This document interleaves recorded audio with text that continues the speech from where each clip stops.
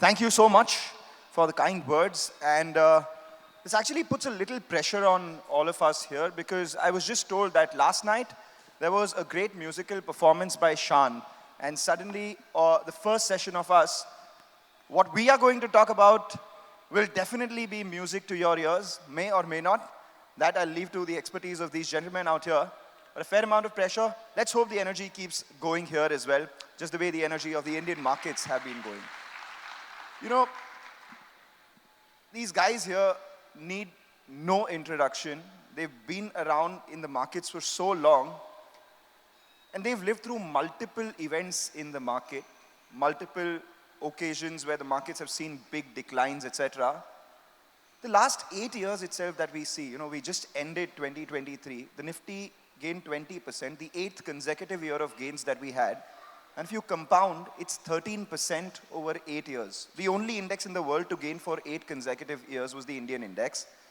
And in that 13% gains, we lived through one pandemic, a couple of wars, demonetization, GST, global growth slowdown, interest rate hiking cycle. So through all of this, your SIPs kept going and you continued to make a lot of wealth.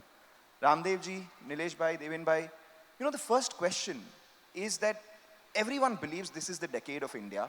Everyone is very excited about the opportunity that Indian markets presents. And everyone believes that if there is any place in the world to be right now, it is India. Can we afford to think differently? The consensus is India. Can anyone actually think anything but India right now? Raamdeo ji, you go first. Good morning, friends.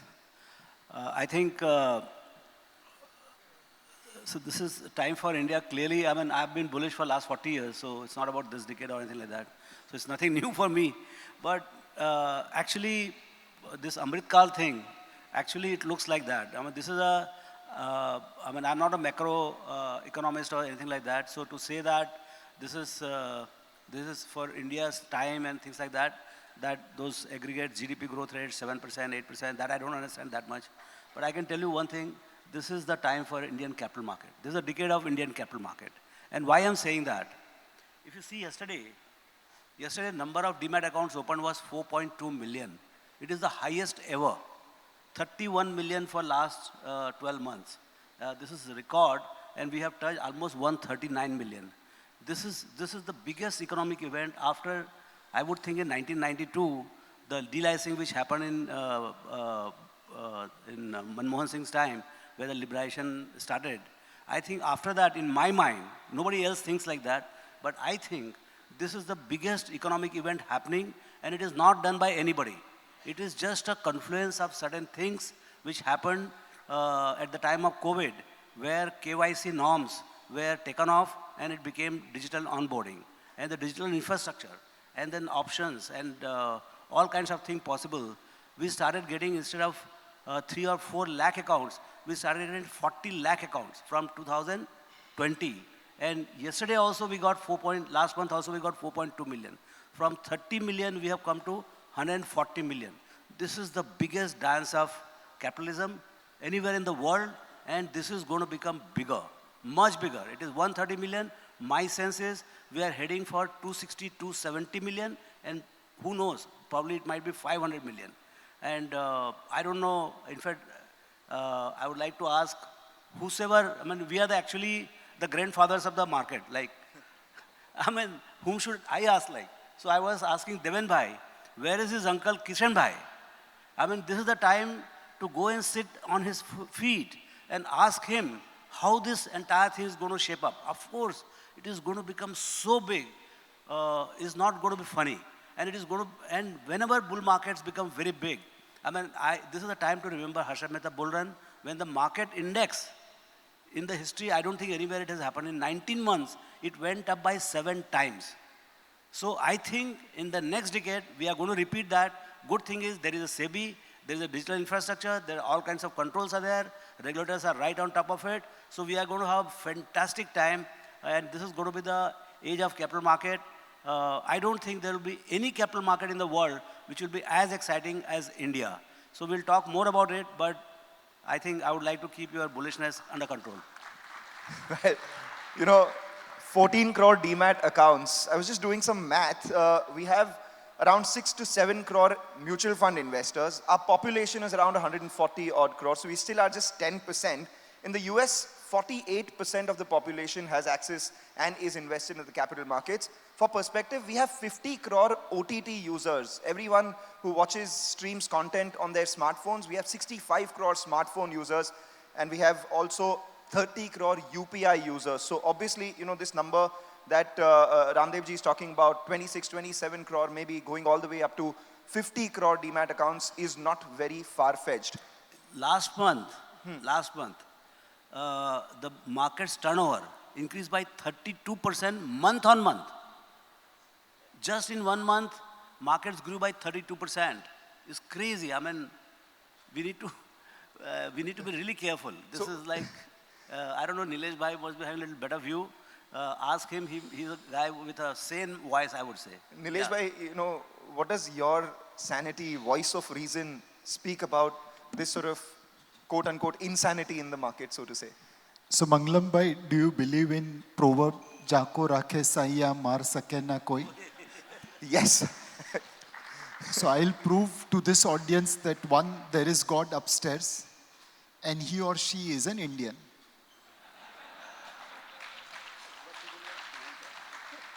ऊपर भगवान है और वो भारतीय होने का बहुत सारा चांस है.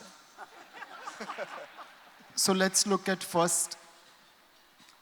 There is a war raging in Middle East, Israel, Hamas. Red Sea is shut for shipping. Saudi Arabia has cut oil production by 4 million barrels. Normally, under these circumstances, people would have thought oil will be in triple digit. It is still at $75. उसके सिवा ये हो सकता है? Second, till 30 days back, Fed was saying higher for longer. Ab suddenly U-turn मार दिया, and they are saying, no, we can look to cut rates. Is there anyone other than God who can talk to Fed and say that you are on the wrong side of the road? When Karnataka state election results came out, we were all worried about continuity of governance. God came and said, Tathastu, now there's no more worry. We were worried about growth. The IMF, the World Bank, and every other Western institution was talking about big figure handle of 5. And if they were charitable, 6. Now we are talking about 7. In August, we were worried about monsoon rains. September, deficiency got covered significantly. All our problems are getting resolved with some divine intervention. So I believe, Jako rakhe saiya mar sake na koi. Let me give you one more reason why God is an Indian. God also knows we are Indian. 10 match जीतेंगे और final में. So not only God is helping India do better, but it is ensuring that others score self goals. So Russia went into Ukraine. Now no foreigner would like to invest there. Brazil elected communist government. Investors are worried about their agenda. China, Xi Jinping is trying his best to bring common prosperity by making everyone poorer. Turkey, the currency is falling faster than we can imagine. South Africa has got 12 hours of power cuts. So अपने साथ तो बिरबल की कहानी हो रही है. Akbar asked Birbal, make a line bigger without touching it. Birbal drew a small line below and the line above became bigger. अपना भी कुछ वैसा ही हो रहा है. अब ये तो भगवान ही कर सकता है. And finally, why God is an Indian? बचपन में आपने एक कहानी सुनी होगी, 2 बंदर और एक बिल्ली की. 2 बंदर को रोटी मिलती है, बिल्ली के पास जाते हैं, बिल्ली पूरी रोटी खा जाता है.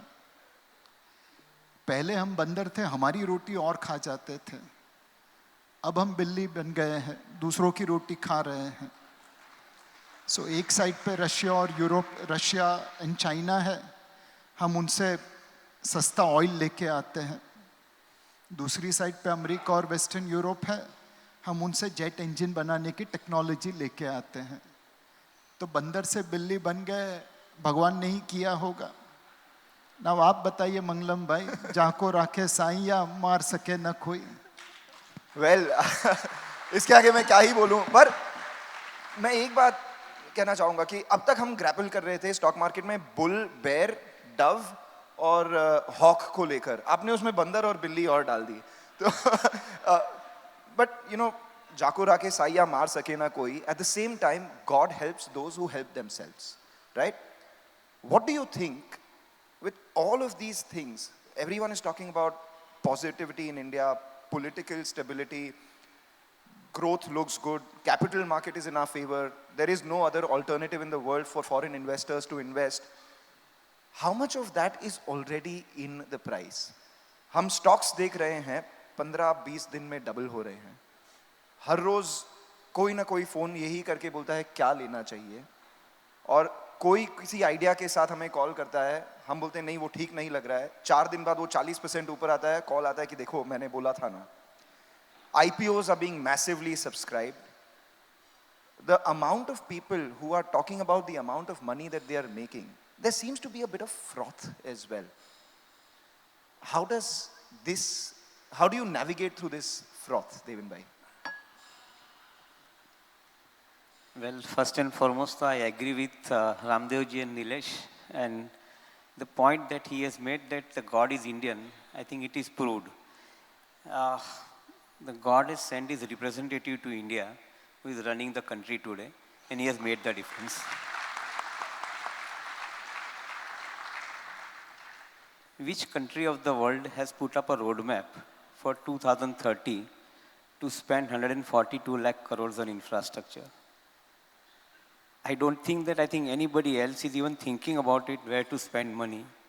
They all printed huge amount of money during the COVID period, and nobody has a game plan of where to deploy this money. In 2020, when the entire world was printing currency and distributing free currency, this country's leader chose to create a game plan where he started attracting investments. He started opening up all the sectors, be it railways, be it defense, be it mining, be it agriculture. Started opening up all the sectors. We started opening up the industry. We started creating, we gave a PLI scheme. We started inviting investment into the businesses where probably export is an orientation. So all those right moves have happened. And as a result of which today, whatever we are seeing at 21,000 plus Nifty is an outcome of whatever last 3-4 years has happened. And more than that, in last 10 years, since this government is into power, they have systematically addressed each and every requirement of the economy. We started wondering that what is the use of creating social infrastructure. And today we realize that social infrastructure emphasis resulted into creating the entire material sector, building and material sector for the country.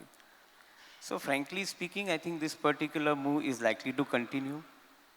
Yes, I think in every situation there would be excesses, whether excess is on the high side or the low side. In 2020, when the COVID strike happened, suddenly everybody threw the market down by 20% on one single day, and didn't wait even for selling out whatever jewels that they carry in the portfolio. And then subsequently, I think everybody started buying. At that time, if it was an excess, overdone. Today also, I think some excess is already happening. But good part in this entire move is that the frontline stocks, even today, given the size, given the earning potential, and given the earning that they are reporting, they are not still so expensive as against their peers in the mid and small cap, which probably we will talk at some time in the course of discussion. Just to take Nilesh bhai's analogy, Birbal analogy forward, the large caps are the line, uske paas mein badi line mid cap ki ban gayi hai, isliye large cap thoda relatively attractive lag raha hai. So far what is established is that it is India's decade. economically speaking, macroeconomically speaking, political stability wise speaking, foreign investment attractiveness wise speaking, and the demographic, the increase in financialization of savings in India, higher demat accounts, etc. All of this brings together a bright future for the Indian markets. But wealth creation, as we know, and as they would explain a lot more, is more about temperament than just opportunity. Opportunity तो है, इसमें हम कैसे maximize कर सकें अपना wealth is the big question. A lot of times, what happens is that there is a stock that one buys. They believe in the future of the company, they believe in the future of the potential. Suddenly the stock starts to rise. And as the stock rises, your stress also rises. अरे बहुत बढ़ गया, क्या करूं? It becomes 1 times, 2 times, 3 times, and you suddenly at one point want to sell. Here are people who've, sat on 10, 20, 30, probably 100 times gains as well. How do you get that temperament, and what is it that everyone who's listening here should do to not sell their winners too early? Raamdeo ji.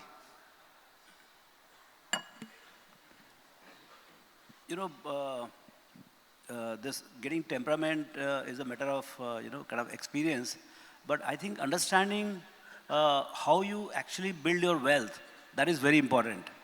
So what happens is that most of us, whenever I meet anybody, they are very focused on मैं क्या खरीदूं, जो कि आज के आज मैं खरीदूं और जैसे मैं खरीदूं उसके बाद अगले 5 दिन, 7 दिन, 10 दिन में डबल हो जाए, 50% बढ़ जाए. That is the effort. They are not focused. See, that individual stock is not going to help. It is going to help you. But actually what you should be focused is what is your portfolio return. What is happening across 100% of your portfolio, including debt as well as equity. So what is most important? 90% of return comes by your allocation strategy. If you are only 50% in equity, 50% in debt, nothing can help you. Because what will happen is, but equity might give you 20%, but debt will still give you 5% only. So the return will be 12.5%. But if you are 100% in equity, and instead of 20%, you make only 18%, you still make 18%. So what is important is to get your allocation strategy right. Then, so always focus on your portfolio return. I have seen in my portfolio, there are a lot of stocks which are 20 bagger, 30 bagger in last 5, 7, 8 years. But my portfolio return is still 17, 18%. So that reality you must not run away. And that's why 90%, 95% of the people don't make what the index does. If index has done, say right now all the mid-cap mutual funds, they are underperforming. Yes. Because index itself has done, say 50%. Every single manager is making 40, 45%. So what is important is to get allocation right. And that's what I do at my level. I don't focus that much on individual stock. I see to it that I have my full equity allocation. No 99%, 100% equity allocation all the time. Because this is Amrit Kal. In this, if you just blink for 7 days, you might lose 5%, 4%. So what is important is if you have 100 crores portfolio, and your clients also, who might be having thousands of crores of portfolio, they're all, because see, this is first time. So these guys, they don't know. They just look at CNBC. These guys, they keep putting up charts about this thing has gone by 20%, 10%, and you don't have those stocks. You feel very miserable. Don't feel miserable. I'm telling you, I feel very bad when I told somebody cement is very good. I said, go and buy Ultratech. That guy bought some other Mangalam cement or something, which went 3x. I am feeling bad. I gave the idea and he made money. So, but then I feel happy. My portfolio return is not 17%, now it is 19%. I take happiness in that. So you have to contain that what is your portfolio return, and compounded return over a period of time is extremely important. Second thing, as far as the stocks are concerned, this is crazy time. I'm telling you, it is going to become dirtier, bigger, and very, very big. In fact, I don't know how big it is going to become. I feel more bullish than even 1990. You know what happens in Harshad Mehta time? Just that we have regulators, so this game will become bigger and it will become dirtier. But जिससे आप खेलोगे वही घर में रहेगा finally. जिस दिन गिरेगा 50% गिरेगा और आप बेच नहीं सकोगे. So only bring the stocks in home which you can handle, which you would like to live with. So, but then that discipline is very difficult. I don't think anybody can do that because those stocks might look dirty. it is a Nestle, it is Asian Paint, it is HDFC Bank. Those are looking very slow. You want the cheetahs, which are going up by 50%. आपके घर में वही रहेगा और सब कचरा हो जाएगा. So you can have a short-term excitement, but long-term disappointment. So you have to decide how much short-term excitement you want to have and how much long-term wealth you want to build. So when you want to build wealth, look at your total portfolio, look at your compounded return, and this is a time to build a fantastic long-term blue chip loaded portfolios. Because finally, if you look at 20 years, all the three indices, large cap, mid cap, small cap, all three have done 11% or 12%, whatever I was saying. 20-year number is no different. Finally, next 20 years, it will be same. So you can draw a lot more today, but tomorrow, everything will all just converge. Reversion to mean will happen. So keep these simple things in mind. When I was starting, I was as excited. But then finally, when I did my numbers, I realized, boss, ऊपर नीचे होने से कोई फायदा नहीं है. आपका जो portfolio है, focus on that and focus more on allocation. This is the time when please maximize your allocation to Indian equities. That's the way to go about it. And you all are also acting in advisory capacity. So you are intelligent, but your clients are not that intelligent. So you are the biggest advisor to your clients. I know them because you have the trust of those clients. We go as wealth managers, but they don't listen to us. They listen to their chartered accountants. So you are the guys who are going to actually give good advice to them, and we'll talk a little more about it, what all you can do for your clients. Because you have a amazing trusteeship relationship with your client. They think, all the Bollywood, they only work through their chartered accountants. They don't work through any of the wealth managers. Wealth managers are there to supply the products, but they listen only to the chartered accountants. So I know you have the trust of your client. Please use that trust and advise them right. They are going to mint money if you advise them right. All right. That is words of very, very sane advice. With great power comes great responsibility. You have to handhold your clients through this journey. And, to use a cricketing parlance, he's saying, look at the team's performance and not one individual, blink and miss sort of hit that has happened. Eventually, it's the team that has to win consistently, and 17% to 19% is what he's done. Irrespective of what the others are doing, you run your own race. He said it comes from a lot of experience. Is there any shortcut to build that patience? Because this is, a generation which does not want to watch even a 10-minute long video or read a book. एक tweet में बता दो या एक reel में बता दो. Give a hack. That's the word. So, again, fund manager becoming philosopher. Ramayan पढ़ लो, वहाँ पे आंसर लिखा है. Lanka was made of gold. Ayodhya सोने की थी, ऐसा कोई लिखा नहीं है. We also know that Ayodhya was run by Ram, भगवान की नगरी थी, और लंका तो रावण की नगरी थी. Why will a demon city be full of gold? Valmiki ji बोलना भूल गए, बट मेरा रिसर्च ये कहता है, लंकन्स वेर इन्वेस्टर्स लाइक कुंभकर्ण, पैसा डालते थे, 14 साल के बाद देखते थे.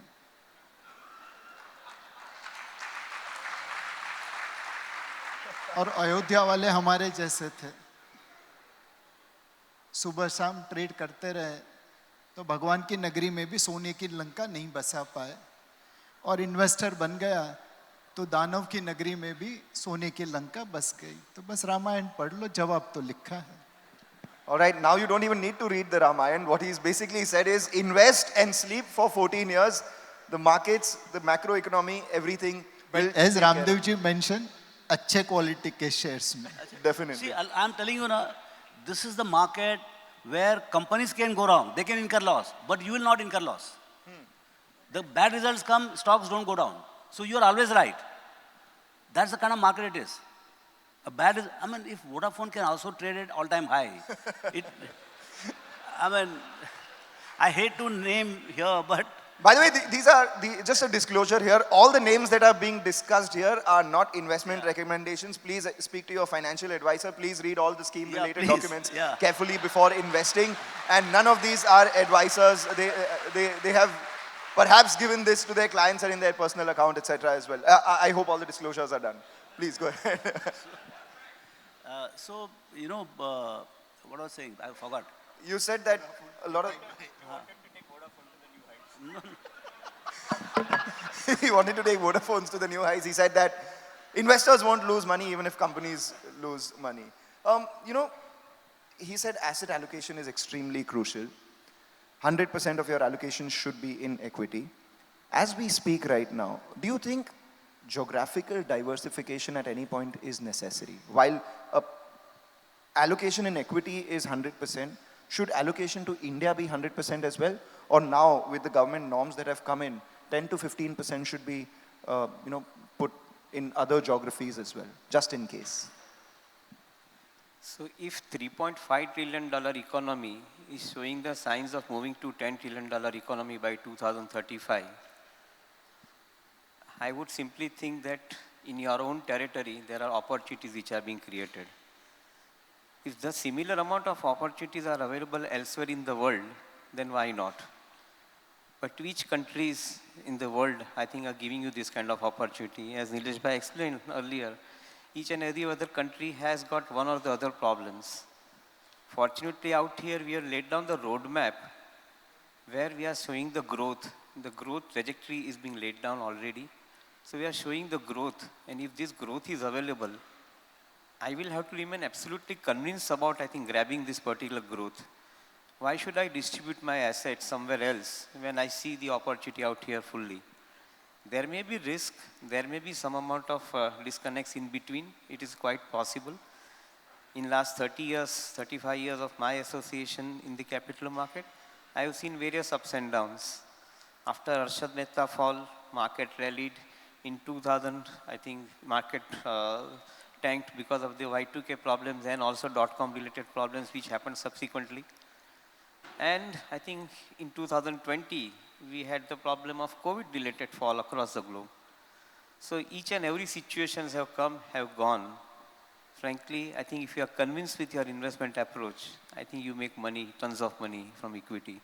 Also important point, and I think this is something which is our study also says, that maximum amount of wealth investors have made when the economy has moved from 2 trillion to 5 trillion of rest of the world's example, if you take it.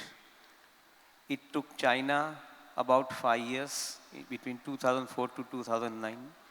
It took Japan about 8.5 years. It took America about 11 years to move from 2 trillion to 5 trillion in the earlier century. During this particular period, the markets moved up significantly.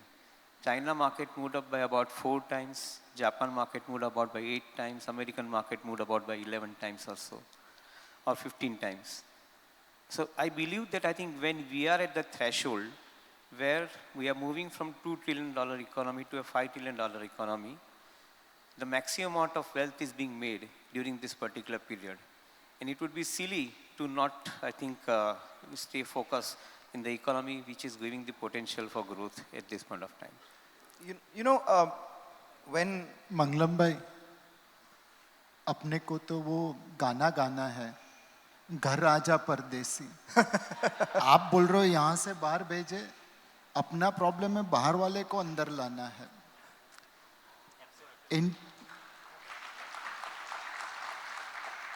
In 21 years of this century alone, on a net basis, India has exported $373 billion for import of gold.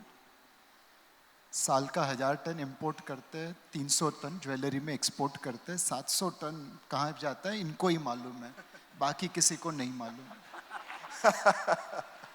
700 tons a year in 21 years, that is $373 billion. If you read newspaper, you hear every day customs seizing gold. It will be rational to assume that gold smugglers are not charitable organization, they do smuggling for profit.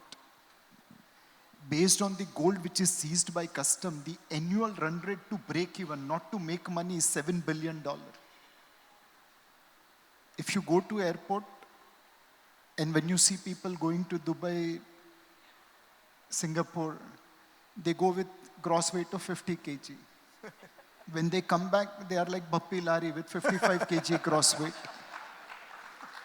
तो कुल मिला के ये 21-22 सालों में हमने $500 billion बाहर भेजा है, और ऊपर से आप बोल रहे हैं और बाहर भेजना है. We are a patient which wants to grow, which wants to become healthy. And doctor ने कहा था कि आप ब्लड डोनेशन लीजिए, फॉरेन डायरेक्ट इन्वेस्टमेंट लीजिए, फॉरेन पोर्टफोलियो इन्वेस्टमेंट लीजिए. हॉस्पिटल में जाके तो हम रॉन्ग लाइन पे खड़े रह गए, ब्लड ट्रांसफ्यूजन दे रहे हैं. India is a net exporter of capital. And पता नहीं चलता है कि why are people sending money abroad? As Deven bhai mentioned, better opportunities are here. So Mangalam bhai, आप तो वही गाना गाओ, घर आजा परदेसी, तेरा देश बुलाया ही रहे. I mean, ये मेरा personal प्रश्न नहीं था. बहुत सारे लोग, you know, everyone who's excited about the opportunity in the US, Apple, Tesla, they asked whether this would be a sales strategy. You have a point. The issue is that in stock market, one of the things you must never do, what you don't understand. Yes. If by chance you understand technology, you understand the prospects for AI, prospect for machine learning, whatever is going to happen in the world, and that you are excited about, and there is an opportunity for you to actually invest in those companies, because those technology companies are not there in India. Okay, we are only, services companies. So the technology companies are mainly all there in US. But then those are also priced very richly. But if you understand that next move, what is going to happen, you can definitely, diversify. But in general, going out doesn't make sense because we don't understand them. Right. If things go wrong, we don't know what to do. Today in India, if something goes wrong, we can see what can go wrong. You know, what is most important in investing is to know when to quit, when to move up or down. So right now, the biggest opportunity I see is to increase your allocation in India, because I'm 100%, but everybody is not 100%. All the wealth managers, all these Taiwan jitna wealth managers hai, sub 70-80% people, they are put in debt because they think that rich guys, they have a very low risk profile, and hence they have not allocated. So my actually urge would be to increase the equity allocation in India, you know, rather than looking out, because that's what you don't understand. So why take that risk? You know, that's a fair point. Play within your own circle of competence. But Raamdeo ji, since you brought up artificial intelligence and technology, that's the big buzzword in the world right now. You know, people are talking about artificial intelligence, machine learning, technology, the kind of disruptions that may happen. What in your assessment, all three of you all, what in your assessment do you think can be the potential of AI as both a wealth creation tool, a disruption tool, or something that can aid investment? How do you view this, you know, world of disruption in artificial intelligence, machine learning, etc., from an investing standpoint? So I have no idea about prospects for AI. They look to be very exciting. Now Microsoft has changed after 30 years the keyboard. So obviously it has a huge potential. It will have an impact. I hope it is not destroying the jobs which Bangalore has created. There is a lot of buzz about that. So clearly, it is a challenge, as well as it's a huge opportunity for Indian talent, because everywhere I ask the companies, they say that it will be implemented only by Indians. Whether instead of 100 guys, you need 50 guys, but all the 50 will be Indians. So clearly, the opportunity is big, and you need specialized companies. Maybe the existing companies may not be tailored for the new opportunities. You know, some new set of, that's why probably mid-sized, services companies, they are doing better than the large size, because their legacy is less compared to the large guys. So the opportunity in the AI side will swiftly come to the companies which are mid in size, and they'll be able to tailor themselves to provide those services. But I have very little understanding of this huge subject which is on our head. I have no idea. Nilesh bhai? So 2 points. एक जो रामदेव जी ने बोला वो generally सबके लिए सच है. अगर इनको नहीं मालूम तो बहुत किसी को नहीं मालूम. बट बचपन में हम लोग बस स्टैंड जाते थे. आई एम श्योर आप भी गए होंगे. और उन दिनों बस के ऊपर बोर्ड नहीं लगता था ये कहाँ जा रही है. तो 3-4 फैमिली मेंबर जाते थे रुमाल या टुवाल लेके, और वो बस में रख देते थे. फिर जहाँ अपने को जाना है वो बोर्ड वाली बस में बैठ जाते थे और सीट मिलती थी, बिकॉज टुवाल हमारा था, रुमाल हमारा था. सो टेक्नोलॉजी के मामले में वही अप्रोच अपनाना चाहिए. Today I have no idea whether ICE engine will continue to work, whether EV will come, whether hydrogen will come, और something else will come. On energy, I have no idea whether thermal and nuclear will do well. Within nuclear, fusion will work or fission will work. Renewable आएगा, hydro आएगा. So you put your place in every bus and then jump into the bus which is running ahead. And then later on come on a stage like this and say that boss ये जब इतना छोटा था मैंने लिया था बाकी लोगों की बात मत करना. But on a serious note, I think India has a great chance of doing something fundamental on AI. If we look at 3 F's, the first was fermentation. At the time of independence, India had fermentation capabilities. There was a fermentation plant run by Alembic in Baroda and Hindustan Antibiotics in Pimpri Chinchwad. Later on, we didn't scale up those plants. What is the result today? Despite being generic medical supplier to the world, India is completely dependent upon China for APIs. In India, we don't have a single fermentation plant, which we had 2 at the time of independence. We can't make that kind of mistake. The second omission which we made was on fabrication. We were ahead of China in fabrication. There was a Punjab state government company which was into silicon wafer. We lost that edge and China overtook us by a big margin. Today, in and around Bangalore, there are 250 global capability centers which are designing chips, but the IPRs are with the foreign companies. We are one of the largest users of chips, but there is not even a single fabrication plant in India where we can make chip. We are now trying to catch up, but who knows? The third F, foundation of AI, we should not miss. I can pardon missing fermentation or fabrication because India didn't have a competitive edge in it. But on foundation, India has edge. About 30 to 35% of programming going into artificial intelligence has an Indian hand. Some of the larger companies on AI is having Indian origins. Can we leverage resident Indians and non-resident Indians to create our own foundation equivalent to ChatGPT, equivalent to what China is creating? Then we will provide integrated solutions from API to formulation, which we can't do in medicine. We will be able to do in artificial intelligence from beginning to end, thanks to our own foundation. The mistakes which we made on fermentation and fabrication, we should not repeat on foundation. And we should try to create a complete integration rather than trying to use someone else's foundation and putting add-on features around it. India has the capability, India has the leadership, India has the money power. If we miss this bus, that will be very poor. And that's a great insight that he's given. And he spoke about, Indian origin CEOs of global companies. Last known number was 25 major global companies in the world today have Indians or Indian origin people as their leaders. And the combined market cap of those 25 companies is over $5 trillion. So whether our economy reaches and when our economy reaches that $5 trillion mark, we don't know. But Indians themselves together have reached that $5 trillion in market cap as far as the leaders, the companies that they are leading as well. Let's lighten the mood a little bit. You spoke about Harshad Mehta. You spoke about Harshad Mehta. You spoke about Harshad Mehta. Everyone's spoken about that time when the market moved around 7, 8 times in 10 months, etc. You've lived through that time. What was the experience like? Give us a few nuggets. Well, beginning of my career, of course, at that time. So, fond memories also at the same time.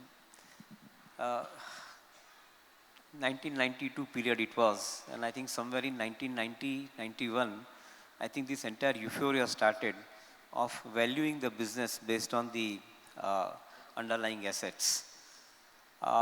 Till that point of time, I think we would look at, as analysts, all the ratios, conventionally look at the balance sheets, find out, I think, what are the earning ratios and so forth.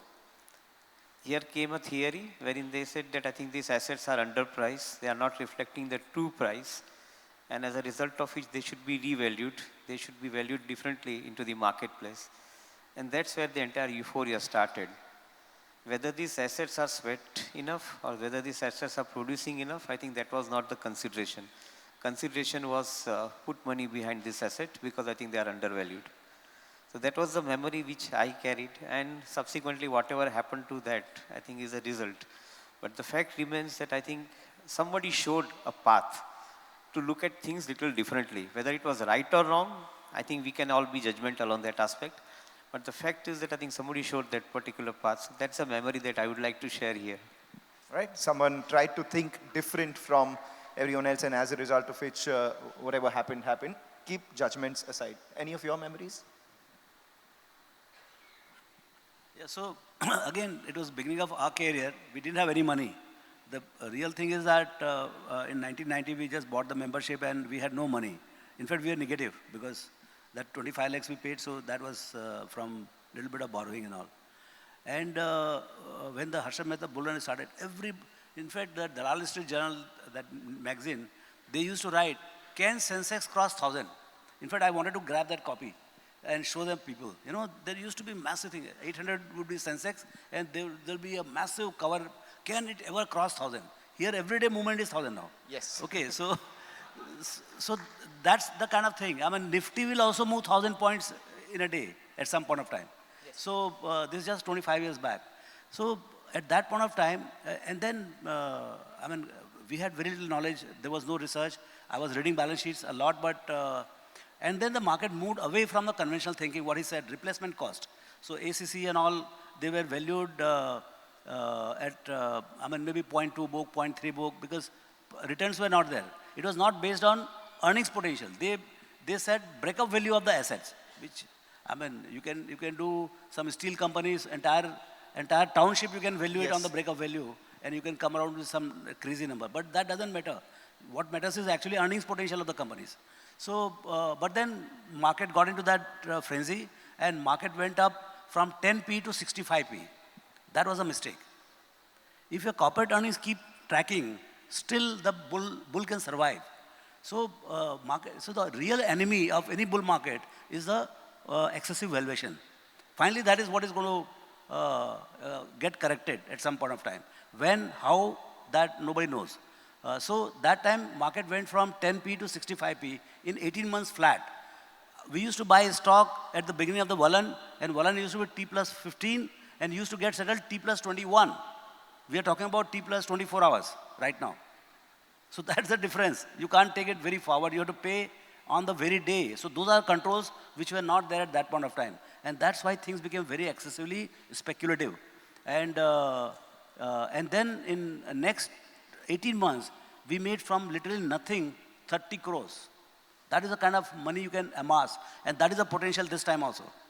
Good thing is, because of controls and all, the story will prolong for 3, 4, 5 years. So long as there is a juice in the demat accounts. Right. If you keep getting 3 million accounts, market is not going to correct. And then FIIs who are sitting there, they are grossly underallocated on India. Yes. Grossly, super grossly they are underallocated. They want to come back. They sold at 18,000 thinking market will break down. And then they'll come at 12, 13,000. What happened was retail came in. Yes. That they didn't know. The retail comes in here. And now retail is there. So FIs and DI both want to buy. Now the only people who are going to sell and which is going to keep the sanity of the market right is the supply. Promoters are going to sell. Unlisted companies, listed companies, and the existing promoters, private equity, they will have a gala time.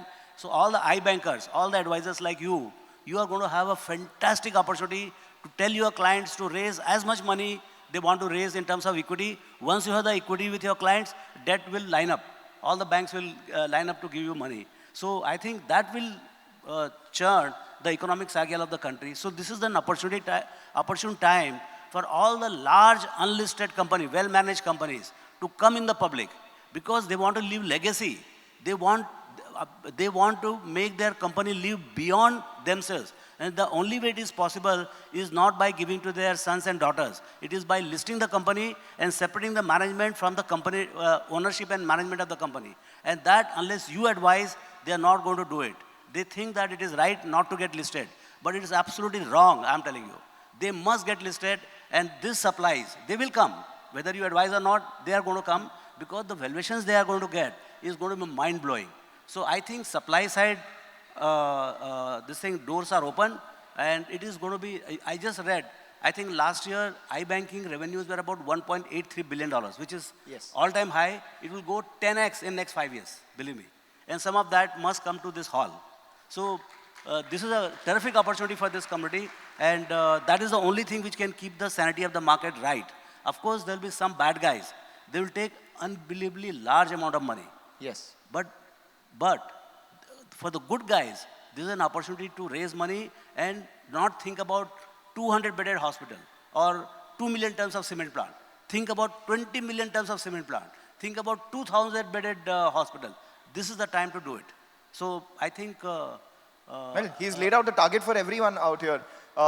Just a huge round of applause for just the grand vision of thought, because a lot of times we're satisfied with just 1x, 2x, 3x. Here's a person who's challenging you to think 10x as well, because he sees the opportunity. Yeah, so what is happening is that we are focused on GDP. Yes. So China is at 20 trillion. We are at, say, 3.5, say, 4 trillion. We are 1/5. But my wealth creation machine is the biggest differentiator. I am at market cap to GDP of 1.1, 1.2. So, and this year we have grown at 29% at market cap. Yes. My market cap has grown by $1 trillion. China has shrunk by $1 trillion. So in next 3 to 4 years, I'll be at $8 and $9 trillion, bigger than China. China is struggling. So, you know, we can fight the war very differently. We don't have to fight the same way. And there is no conflict in doing your whatever manufacturing, fabrication and all that. Yes, that is a real economic activity. That will happen. But that is a much slower method. This is a method which is a very reliable and where India has a huge competitive edge compared to probably as good as America. No other country can match with India's opportunity in capital market. Right. You know, Nilesh bhai, I wanted your thoughts on how to assess the quality of management. Yes, everyone's a CA here. Everyone looks at all the numbers, reads through every detail on the balance sheet. Eventually, it's the kind of questions that you ask companies. It's the kind of opportunity that you see outside of what is reported on the balance sheet that leads to massive wealth creation. How do you assess that, and how should everyone who's looking at their investment assess that? So Mangalam bhai, हमारी शादी तो arrange marriage वाली थी. तो जब दुल्हन देखने निकले तो जो ड्यू डिलिजेंस किया बस वही कंपनीज के ऊपर कर रहे हैं. बहुत ज़्यादा करने की ज़रूरत नहीं है. And most of people in this audience, because they are much elder to you, would have gone through arranged marriage. And सबकी शादी चल ही रही है. मतलब सबने अच्छे पार्टनर ही ढूंढ के निकाले. तो इनको सब मालूम ही है, मैं क्या बताऊंगा. Chaliye, you guys have any words on this? One of the things is that when I used to read balance sheet and actually meet managements in 90s, there was actually a problem. In fact, in private equity and all, the guys used to come and say that right now the margin is being shown is 2%, but actually margin is 8%. 6% is being taken away, or because they didn't want to pay tax, or they want to build a capital. These are hajar things. I said, don't even sit for 5 minutes here. Get out. Because those managements, they're all sunk, I'm telling you. The guys who cheated the government, they thought cheating the government is easiest. Every single guy, they have gone to gutter.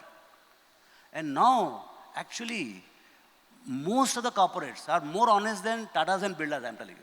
Nobody wants to take out any money. So this is the huge change in the corporate governance. So, you know, one of the things we see when we look at good management is the integrity.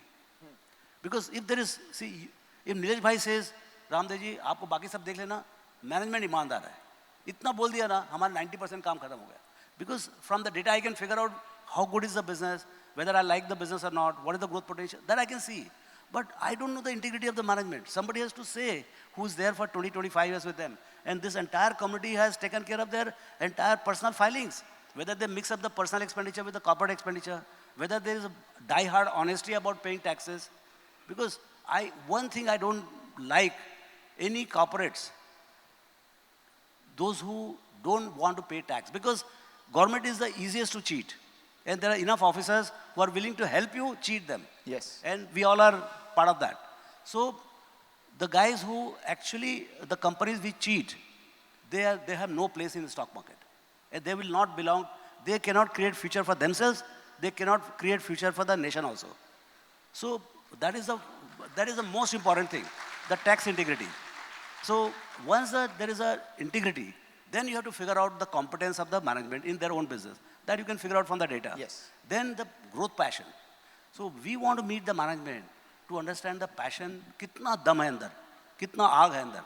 वो समझने के लिए हमको one on one 2-3 घंटे 4 घंटे तक उसको दिमाग खाते रहते हैं. दुनिया भर के बाहर की चीज़ पूछते हैं, उनके टॉयलेट जाके देखते हैं, उनके ऑफिस जाके देखते हैं, उनका कैंटीन जाके देखते हैं. उसका मतलब 2-4-5 घंटे लगाया रहा उसको काम पे. So उससे हमको मालूम पड़ता है. After that we figure out whether the management has that, because Nilesh bhai has said he's honest, so I don't have to ask that honesty question. Yes. I have to only figure out कितने लंबे race का घोड़ा है. You're done.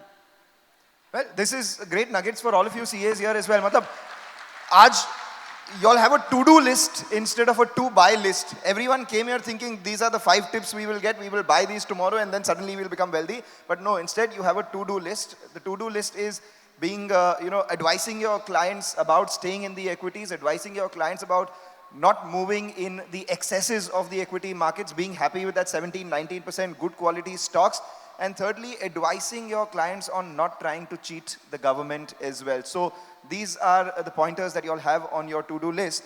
What do you think CAs here and as a community should add to their self to become a lot better as professionals? And what are the other skills that you think CAs should add for them to go ahead and get a better quality of life and improve professionally?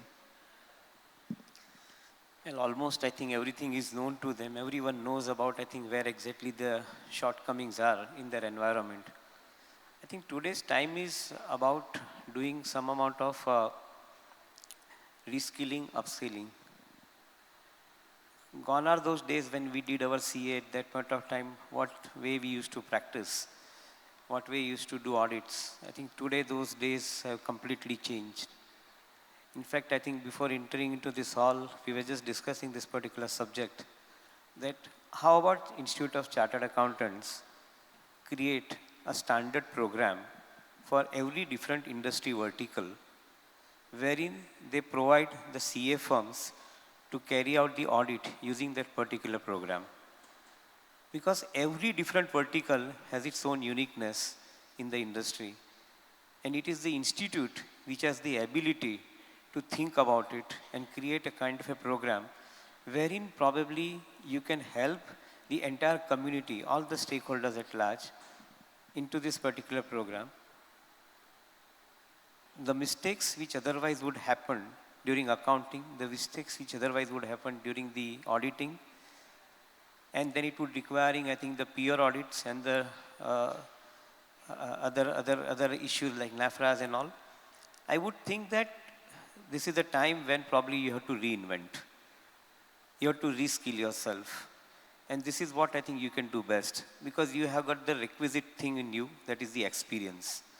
This experience is absolutely required for the newcomers into the industry. Use this experience, convert this experience into a standard program which can possibly help the industry to overcome whatever the deficiencies of the regulations, the compliances, and otherwise. I remember it very well, and I think it may not be a bad example to give at this point of time. When we all started our career some 30 years plus back, we used to have physical trading in the markets. We converted this entire physical traded markets into digital markets. At that point of time, I think a lot of doubts were raised that how digital market would come, how the personal touch would be maintained. From a less than 100 crore turnover market on a daily basis Today on a given day, we are 70 lakh crore turnover market just because I think we thought about this particular subject of converting the physical market into digital market. We took initiative. Capital market took initiative. If such initiatives are taken, then I think it is for the benefit of all stakeholders. And that is where probably I think the community at large can play a meaningful role. All right. So that is point number 4 added to the to-do list, reskilling, and as the theme of the event says, reimagine to be, better over the next 75 years as we speak about BCAS at 75. Now, before we move on to some other important quick fire questions, so to say, everyone said that back in the day it was T plus 14, T plus 21. Information used to come in the newspapers the next day. Maybe once a week there was a television show which would bring you the news of the world. Now with information at your fingertips, literally on WhatsApp, Twitter, everywhere, everything is happening. Do you think cycles themselves have gotten a lot shorter? How do you, navigate through the pace at which data, information, and things are coming at you? How do you manage to sift through all of that?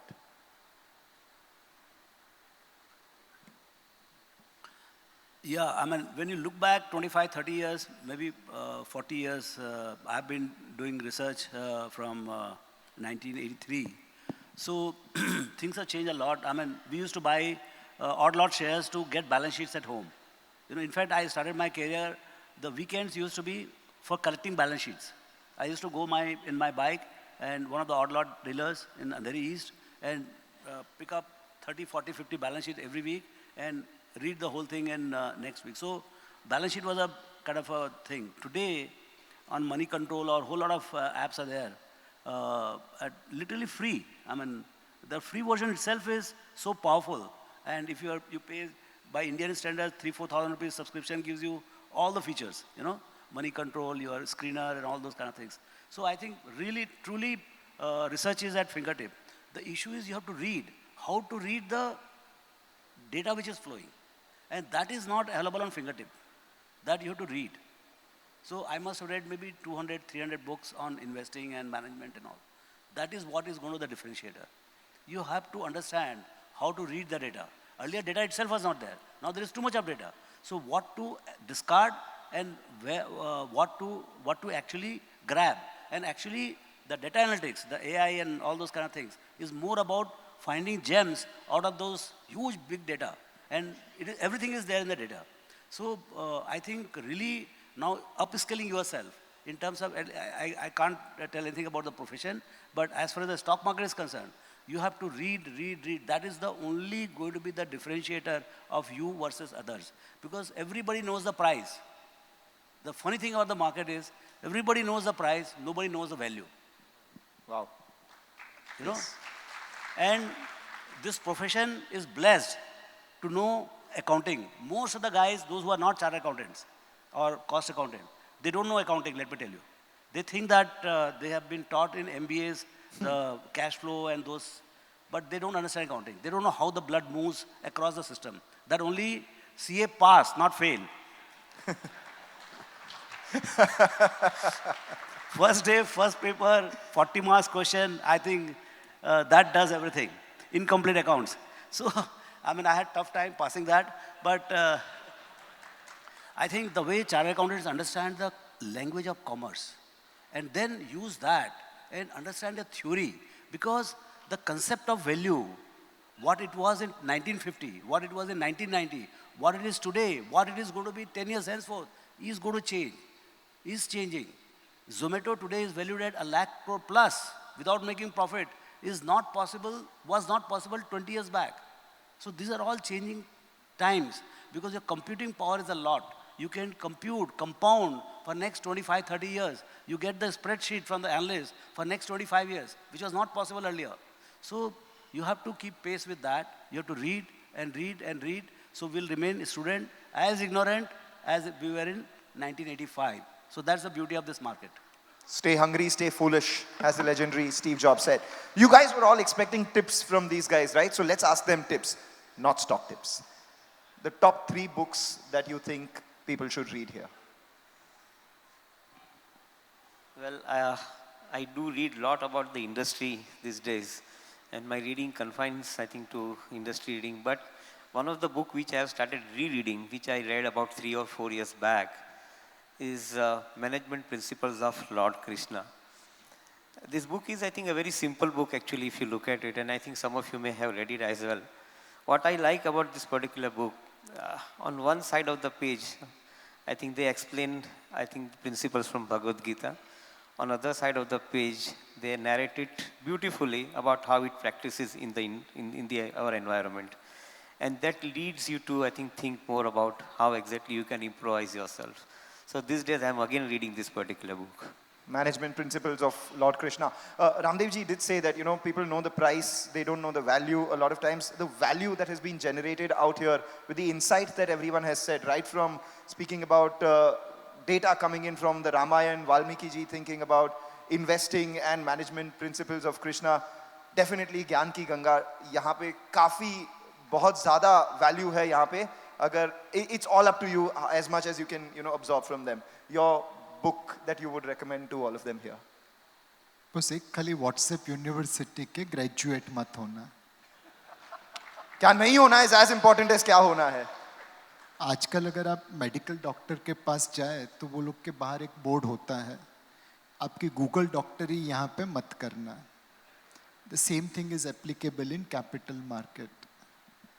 You have to read and top 3 book से कुछ होने वाला नहीं है.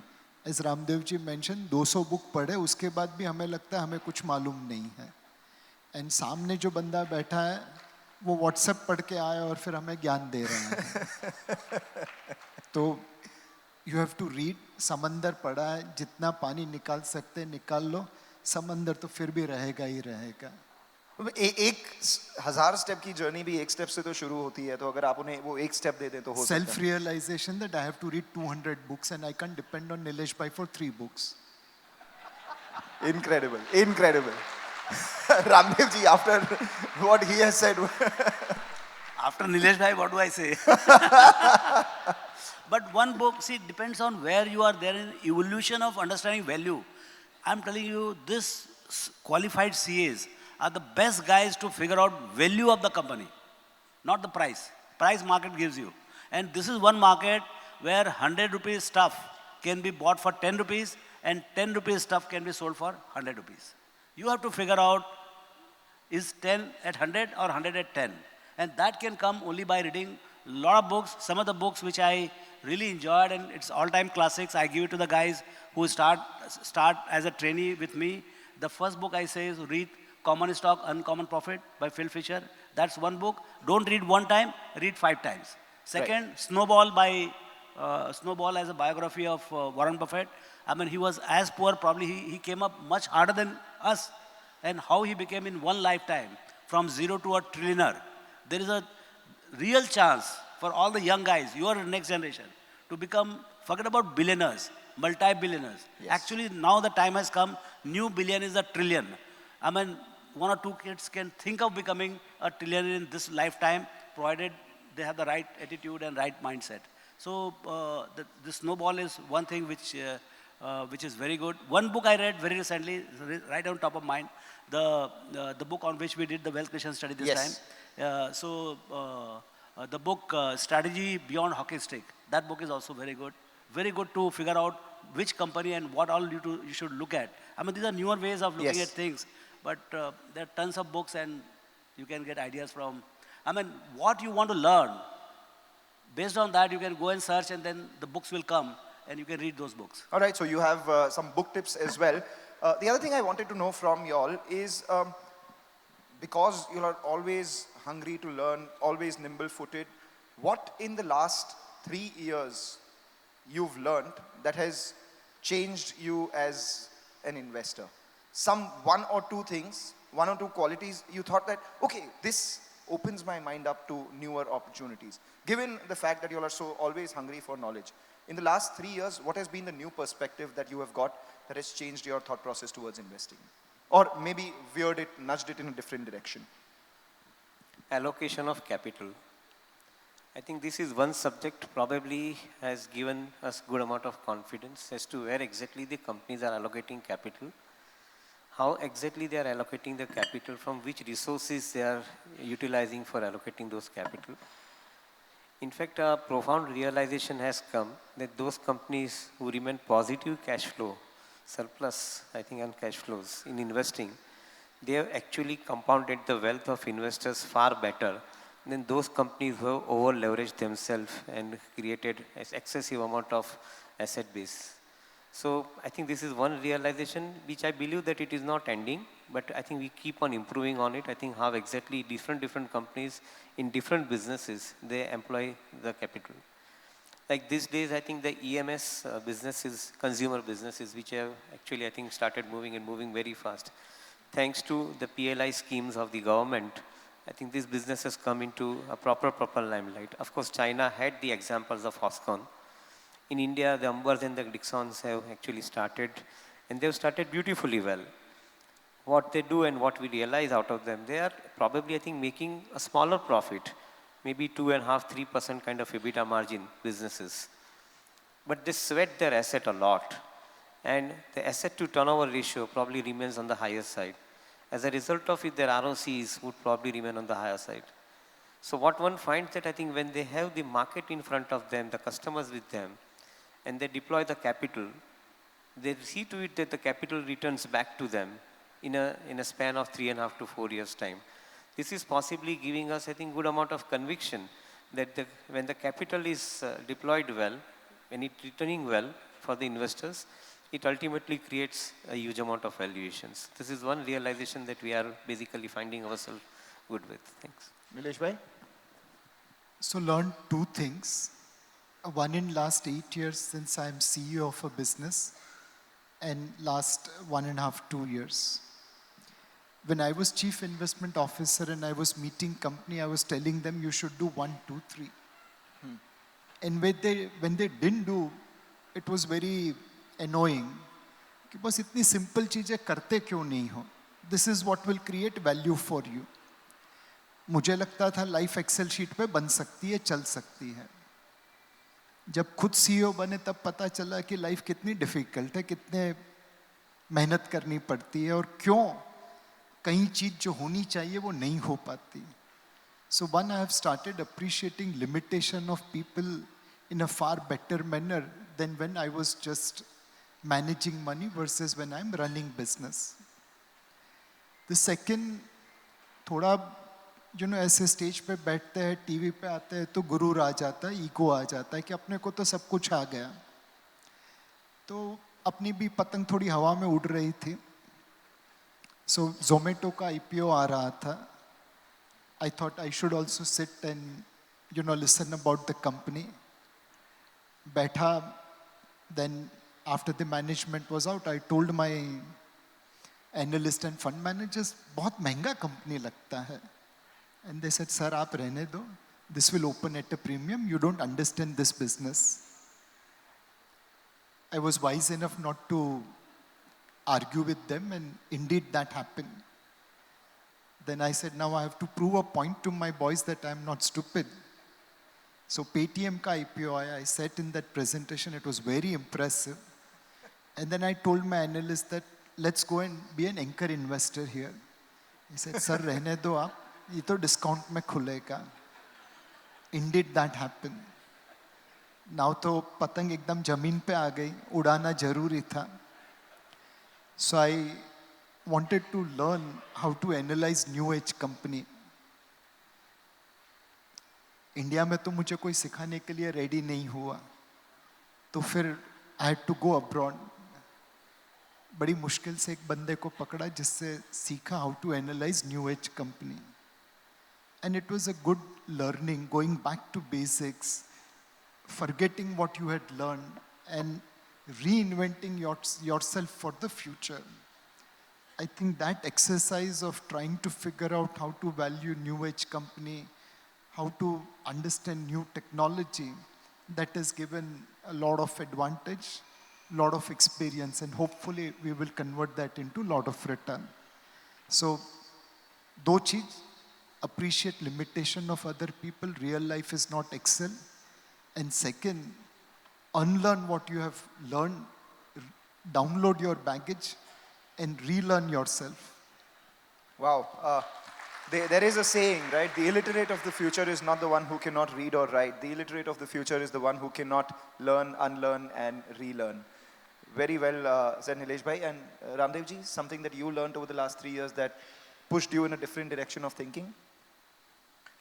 Yeah, I mean, this wealth creation, I mean, my lot of learning has happened through my own wealth creation studies. And the latest one, at least for this profession, I'm actually surprised. See, there's equal principles are there. You charge for the time, whatever is there, and on accrual basis, you match the matching principle between expenditure and income. But what we don't do is the charge for the equity capital used.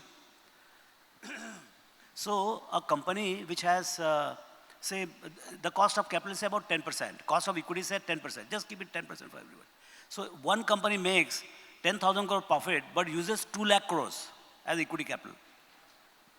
Okay? Because there is no capital charge for equity capital, the profit PAT is shown as 5,000 crores. There is another company which also makes 5,000 crores, but uses only 5,000 crores, like Nestle. So they make 2,500 crore profit, but they use only 2,500 crores. So their ROE is 100%. So the capital charge for Nestle kind of company is only 250 crores out of 2,500 crores. So the economic profit is 2,250 crores. And for that other company, which is using 2 lakh crore equity capital, 205,000 crores, the capital charge is 20,000 crores. So what is the economic profit? Minus 15,000 crores. So this is actually a lacuna in our accounting where we don't equalize the charge for the equity. So EVA was kind of the concept of EV was, but still it was not that clear. This one is absolutely bang on. That concept of economic profit, where you do some kind of a normative charge for equity and then look at the actual profit. Because there is no cash flow involved, we do amortization and everything, but we don't do some kind of amortization for equity capital charged. And that equation, so this is a learning to me, and there are a whole lot of companies, and market is not practicing this, let me tell you. Market is not practicing. This concept has come from the book I told you, the strategy beyond hockey stick. That's where McKinsey's have recommended this. They are practicing this, and they've given valuation model based on EP. So we are yet to kind of internalize this, but this will catch up. As we go forward, market is going to differentiate between the companies which uses less capital to make more money than the companies which are using a lot of capital and earn less money. All right. Incredible insight, this, ladies and gentlemen. I'll request you to just give a huge round of applause to all three gentlemen. Yes, please, sir. I need to catch a flight, so I need to leave now. No problem, sir. Just one last question. This comes from the audience, and this is, I think, an important one. We'll ask you, do you think the railway PSU theme is sustainable? How do you identify future engines of growth in the market, where future themes? So it all depends upon your time horizon. If you are taking a 10-15 year view, undoubtedly railway and defense both will do well. But I guess the question is coming, Nilesh bhai, kal kya hoga? Yeah. One, there are certain counters where floating stock is very, very low. 90% is owned by government, 10% is with public. Because of that low floating stock, price discovery in market is not appropriate. It's slightly tilted in favor of buyers rather than sellers. Today, because of election, divestments are probably deferred. But once election is over, the government will push divestment aggressively.